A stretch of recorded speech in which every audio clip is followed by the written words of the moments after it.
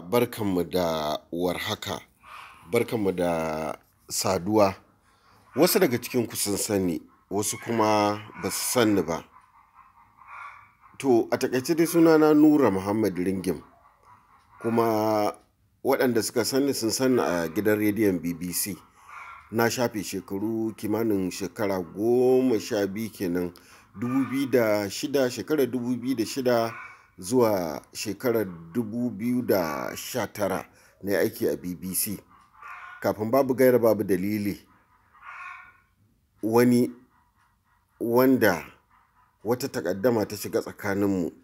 Kun san yadda rayuwa take yanzu, baƙin ciki, ƙyashi, takaici, ka ci gaba, wani baya so, wani lokaci ma wahala kake yi. Shekara da shekaru kana wahala, shekara da shekaru kana rurrufawa. To wani sai ga wannan rurrufawar ma ba ta yi ba, bara a raba ka da rufin asirin da kake da shi. To wannan bawan Allah ya raba ni da aiki a BBC. Alhamdulillahi, tun wannan lokaci ana zaune. Allah bai hana abin da za a ci ba, bai hana abin da za a sha ba. Muna nan zaune. Kuma babu gaira babu dalili, babu wanda zai hana ni magana a kan abin da aka yi min a BBC. Kuma ku da kuke kallo, ko ku da za ku kalli wannan bidiyo, sannan a hankali za ku ji shin me ya zafi.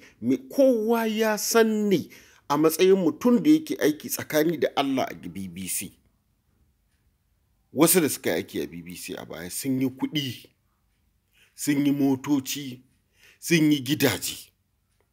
Amma Nura ya ba a hankali shekara da shekaru. Babu kuɗi, ba motoci, ba gidaje, aiki kurum. Amma katsam,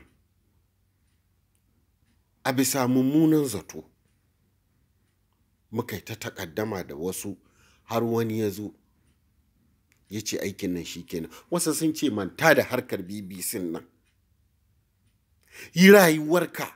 Alhamdulillahi, sannan a hankali ina mantawa da harkar BBC, amma da ciwo, da ciwo, da ciwo, da ciwo, da zafi.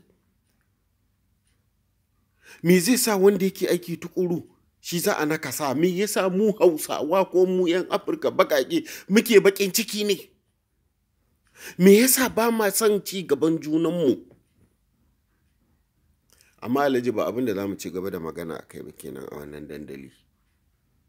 Za mu yi magana a kan rayuwa, kan abubuwa da yawa wanda suka shafi bil'adama, musamman mu da muke nan a Najeriya, mu da muke a ƙasashe masu tasowa, musamman harkar rayuwa, musamman me yake sawa mu ci gaba, ko me yake nakasa ci gabanmu, ko menene yake jawo mana koma baya. Abin da za mu mai da hankali a kai kenan. Don duk ɗan jarida wanda ya je aikin jarida shekaru, ya ci karo da abubuwa da yawa, ya ga abubuwa da yawa na jama'a. An yi aiki da jama'a, babu shakka. Kuma an shiga talakawa, an shiga masu kuɗi, an shiga tsaka-tsaki, kowa an yi hurɗa da shi. Masu mulki an zauna da su, an ji ta bakinsu. Talakawa an zauna da su, an ji ta bakinsu. Shekara da shekaru ilimin da aka samu kenan harkar jarida da aka yi, alhamdulillahi. To, bayan ɗan ƙorafi da muka yi, bari mu yi magana a kan wani abu da ni ya dame ni a ƙasar Hausa.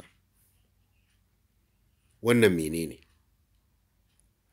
To, ni na ga wai yanzu a ƙasar Hausa an ɗau wata ɗabi'a. Za mu yi magana kan hutu da Bahaushe yake so ko da yaushe ya rika hutawa.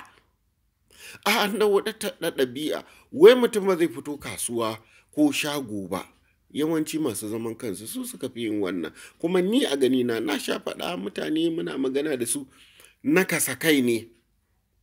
Wai ba za ka fito shago ko kasuwa ko wajen sana'arka ba sai bayan ƙarfe 10. Kaiwa ba wai ƙarfe 10 ba yanzu. Ai da ne ake cewa ƙarfe 10. To yanzu wasu sai bayan ƙarfe 10, sai 11 za ka ga mutane suna rige-rigen fita. Musamman a garuruwa kamar Kano, Kaduna da sauransu. Jama'a me yasa? Billahi lazi na je Lagos wata ran. Kai sai ma na faɗa waye bai sani ba. Sallar asuba, daga sallar asuba wani ya tafi shago. Wani kafin ma sallar asuba wanda baya sallar ya buɗe shago. Ya nufi kasuwa. Masu motocin haya sun fito. An fara neman arziki. Wannan fa a wuri ne wanda su ake cewa sun fi mu arziki, sun fi mu wadata, ba su zauna sun yi bacci ba. Amma mun zauna banda bacci, banda zaman da fitowar ma ba za a fito ba sai karfe 10. Wannan abu da takeici mala. To ka yanzu ma wai sai karfe 11. Karfe 11 ka fito kasuwa. Awa nawa kai kana ciniki? Awa nawa kai kana hira?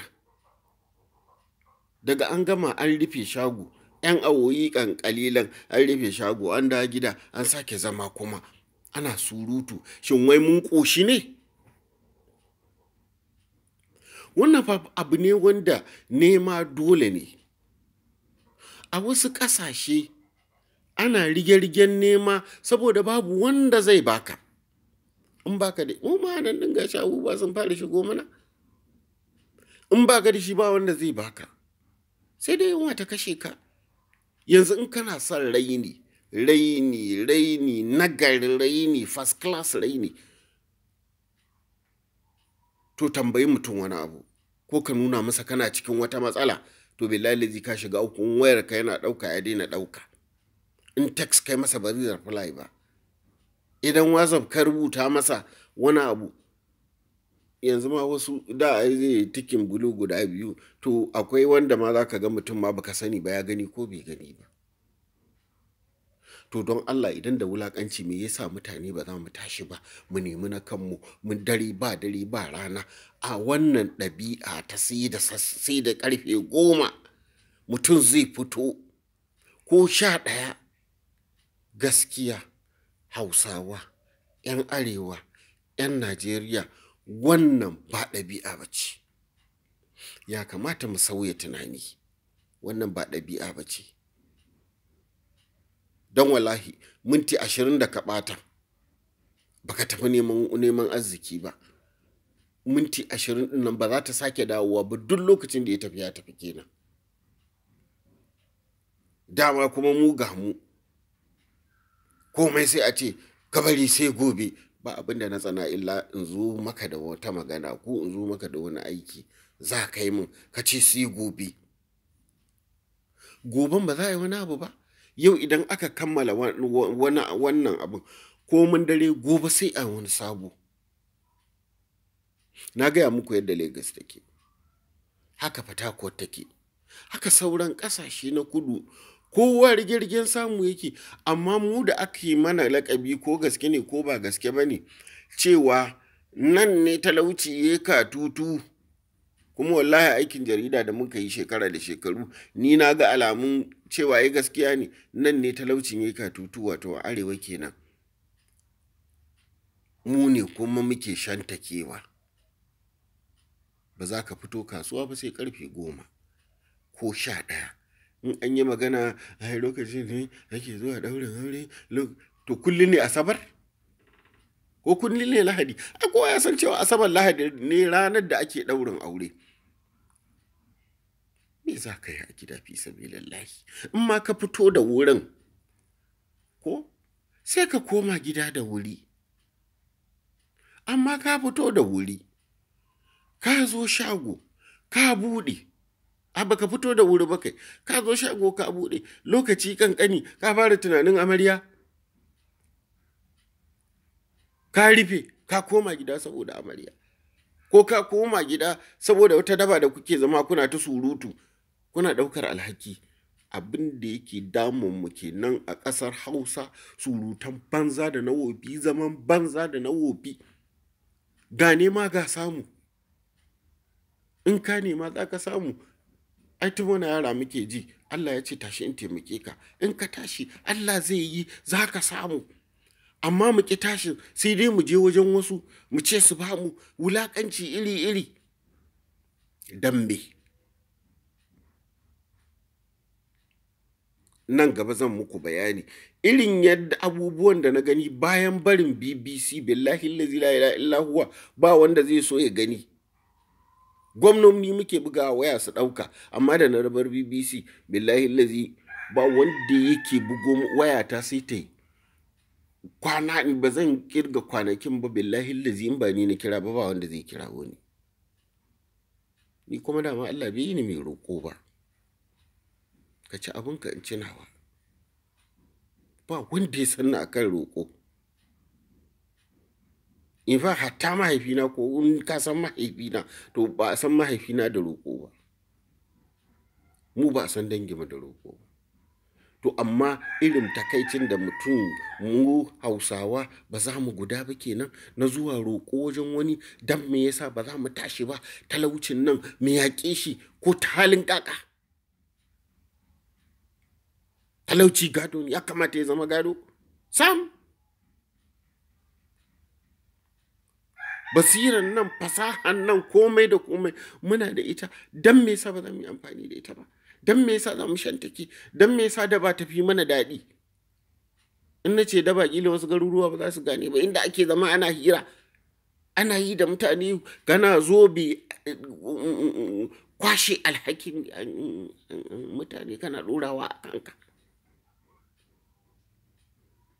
Garuruwa da dama tun daga bakin tasha in ƙauye ne ka fara ganin mutane a zazzaune suna zaman banza, babu wanda zai tashi ya nemi. Kaɗan gari ne wai ba za ka tashi ka nemi na kanka ba, sai dai bako kila almajiri ne ma ya zo garin, shi zai kafa wani waje ko teburin mai shayi ko wani ɗan ƙanƙani daga tare da hayye shago, ku kuma ku zo ku rika tashi zama, shi yana ciniki ku kuna surutu.